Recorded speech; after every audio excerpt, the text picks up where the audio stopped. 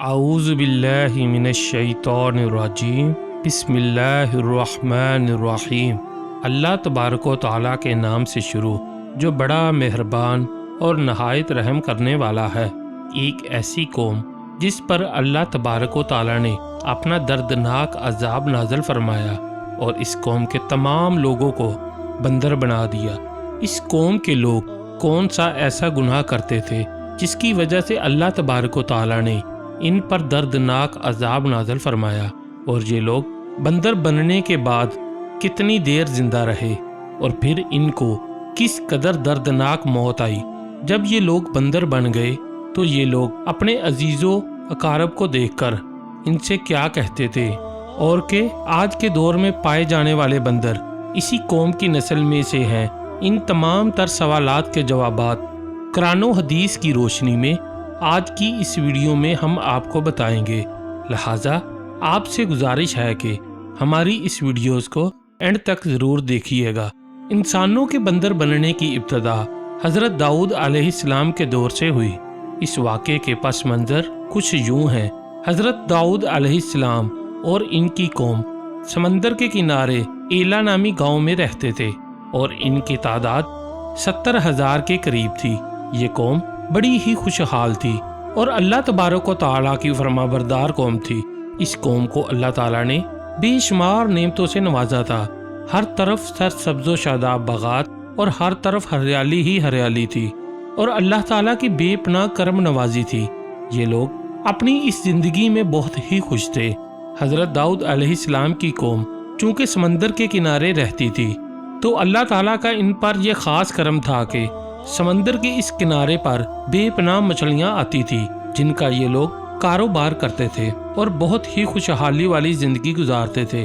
جب یہ قوم اللہ تعالیٰ کی نعمتوں کی وجہ سے خوشحال ہو گئی تو اللہ تعالیٰ کی نافرمانی پر اتر آئی اور طرح طرح کے گناہوں کے اندر مبتلا ہو گئی۔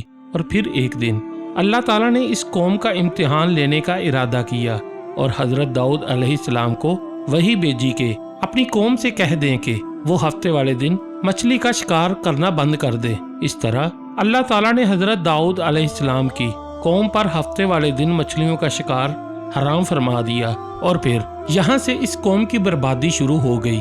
حضرت داؤد علیہ السلام نے اپنی قوم کو بتایا کہ اللہ تبارک و تعالیٰ نے ہفتے والے دن مچھلیوں کے شکار کو حرام قرار دے دیا ہے، تو وہ لوگ بہت زیادہ پریشان ہو گئے اور ساری قوم سر جوڑ کر بیٹھ گئی، کیونکہ ہفتے کا دن ہی وہ دن تھا جس میں مچھلیاں وافر مقدار میں آتی تھی اور خود بخود کنارے پر آ جاتی تھی، اور باقی دن ایسے تھے کہ بہت کم اور نہ ہونے کے برابر مچھلیاں پکڑی جاتی تھی۔ اس قوم کا گزر بسر چونکہ مچھلیوں کے شکار پر تھا، اسی وجہ سے اللہ تعالیٰ کا یہ حکم سن کر یہ قوم پریشان ہو گئی۔ یہ نہیں جانتے تھے کہ اللہ تعالیٰ کی طرف سے یہ ایک آزمائش ہے۔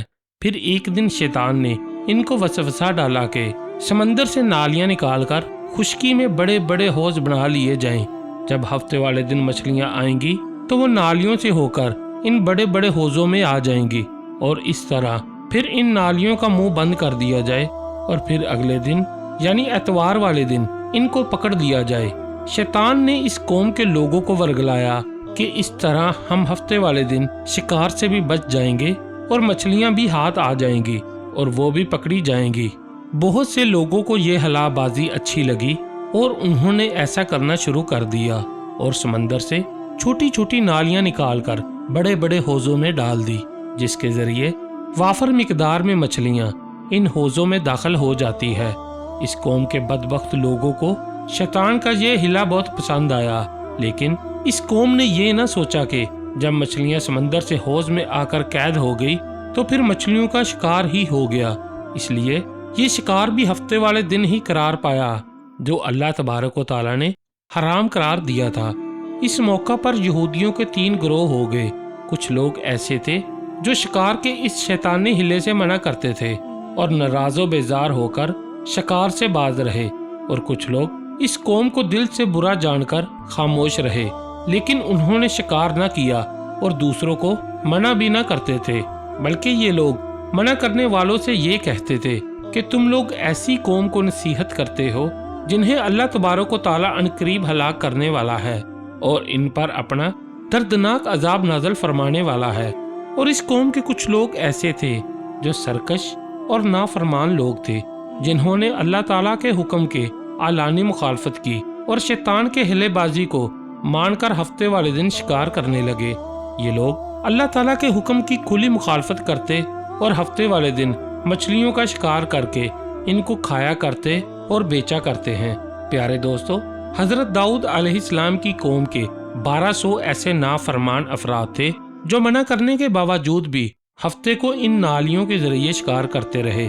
حضرت داؤد علیہ السلام نے ان 1200 نافرمانوں کو اللہ تبارک و تعالیٰ کے عذاب سے ڈرایا کہ وہ اللہ تبارک و تعالیٰ کی اس نافرمانی سے باز آ جائے، لیکن وہ لوگ باز نہ آئے اور کھلے عام شکار کرنے لگے۔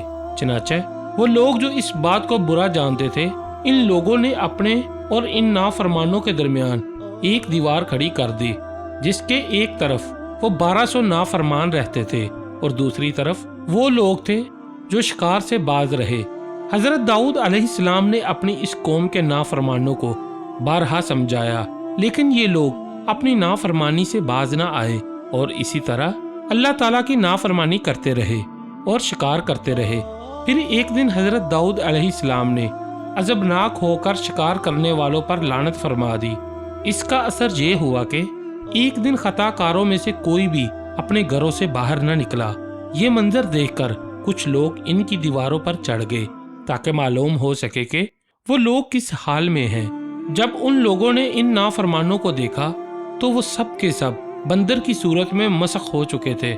اللہ تبارک و تعالیٰ نے ان کی نافرمانی کی وجہ سے ان پر اپنا دردناک عذاب نازل فرمایا اور ان کو انسانوں سے بندر بنا دیا۔ جب لوگ ان مجرموں کا دروازہ کھول کر ان کے گھروں میں داخل ہوئے تو وہ بندر ایسے رشتہ داروں کو پہچانتے تھے اور ان کے پاس آ کر ان کے کپڑوں کو سونگتے تھے اور زاروں کی طرح روتے تھے، لیکن وہ کچھ بول نہ سکتے تھے۔ اللہ تبارک و تعالیٰ کے ان نافرمان بندر بن جانے والے لوگوں کی تعداد 12,000 تھی۔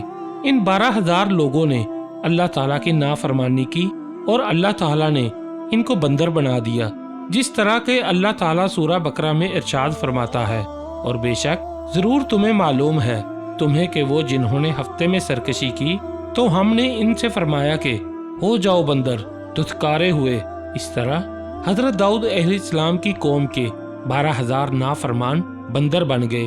یہ لوگ 3 دن تک زندہ رہے اور اس دوران یہ کچھ نہ کھا سکتے تھے اور نہ ہی پی سکتے تھے، بلکہ یوں ہی بھوکے پیاسے سب کے سب ہلاک ہو گئے اور 3 دن کے اندر سب کے سب مارے گئے۔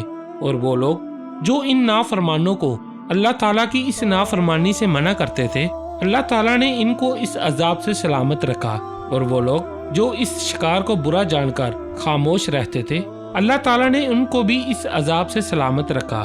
پیارے دوستو، اب بات کرتے ہیں کہ آج کے دور کے بندروں میں سے کیا کوئی بندر ان کی نسل میں سے بھی موجود ہے، یا آج کے دور میں پائے جانے والے بندر انہی بندروں کی نسل میں سے ہیں؟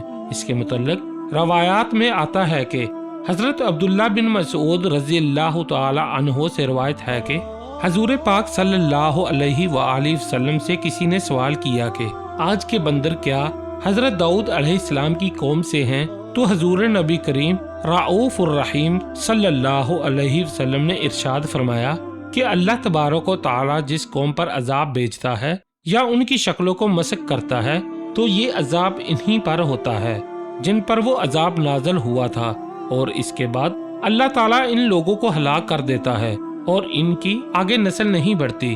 اس لیے یہ بات غلط ہے کہ کچھ لوگ یہ سوچتے ہیں کہ آج کے بندروں میں بھی حضرت داؤد علیہ السلام کی قوم کے بندر بننے والوں کی نسل موجود ہے۔ ایسا کچھ بھی نہیں ہے۔ وہ لوگ صرف اور صرف 3 دن زندہ رہے اور اس کے بعد سب کے سب ہلاک ہو گئے، اور اللہ تعالیٰ نے اس قوم کے نافرمانوں کو صفحہ ہستی سے مٹا دیا۔